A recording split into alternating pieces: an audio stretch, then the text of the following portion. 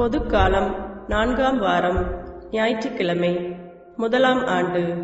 முதல் வாசகம். இறைவாக்கினர் செப்பனியா நூலிலிருந்து வாசகம். அதிகாரம் 2, இறைவசனங்கள் 3 மற்றும் அதிகாரம் 3, இறைவசனங்கள் 12 முதல் 13 வரை. செப்பனியா கூறியது: நாட்டில் இருக்கும் எளியோரே, ஆண்டவரின் கட்டளையை கடைபிடிப்போரே, அனைவரும் ஆண்டவரை தேடுங்கள். நேர்மையை நாடுங்கள், மனத்தாழ்மையை தேடுங்கள். ஆண்டவரது சினத்தின் நாளில் ஒருவேளை உங்களுக்கு புகலிடம் கிடைக்கும்.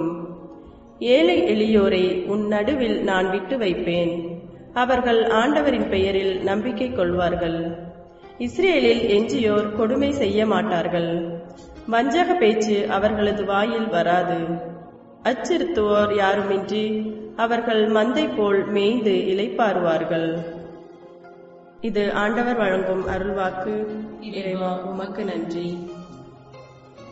இரண்டாம் வாசகம். திருத்தூதர் பவுல் கொரிந்தியருக்கு எழுதிய முதல் திருமுகத்திலிருந்து வாசகம். அதிகாரம் 1, இறைவார்த்தைகள் 26 முதல் 31 முடிய. சகோதர சகோதரிகளே, நீங்கள் அழைக்கப்பட்ட நிலையை எண்ணி பாருங்கள். மனித கணிப்பின்படி உங்களுள் ஞானிகள் எத்தனை பேர், வலியோர் எத்தனை பேர், உயர்குடி மக்கள் எத்தனை பேர். ஆனால் கடவுள் ஞானிகளை வெட்கப்படுத்த மடமை என உலகம் கருதுபவற்றை தேர்ந்து கொண்டார். அவ்வாறே வலியோரை வெட்கப்படுத்த வலுவற்றவை என உலகம் கருதுபவற்றை தேர்ந்து கொண்டார். உலகம் ஒரு பொருட்டாக கருதுபவற்றை அழித்துவிட அது தாழ்ந்ததாக கருதுபவற்றையும் இகழ்ந்து தள்ளுபவற்றையும் கடவுள் தேர்ந்தெடுத்தார். எவரும் கடவுள் முன் பெருமை பாராட்டாதபடி அவர் இப்படி செய்தார்.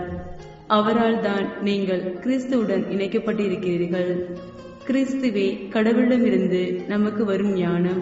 அவரே நம்மை ஏற்புடையவராக்கி தூயவராக்கி மீட்கின்றார்.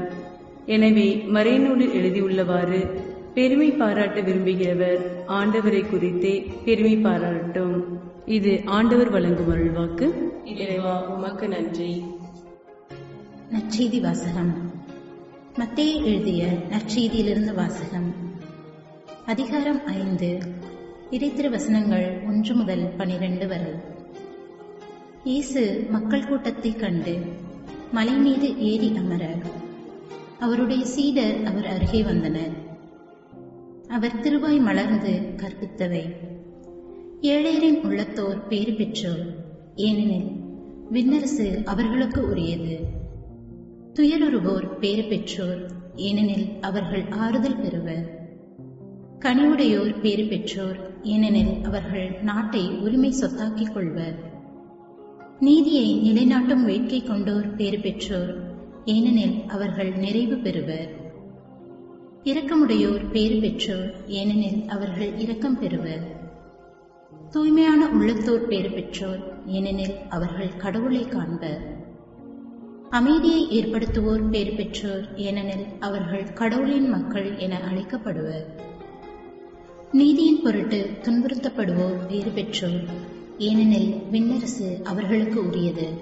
என் பொருட்டு மக்கள் உங்களை இகழ்ந்து துன்புறுத்தி உங்களை பற்றி இல்லாதவை பொல்லாதவை எல்லாம் சொல்லும் போது நீங்கள் பேறு பெற்றவர்களே.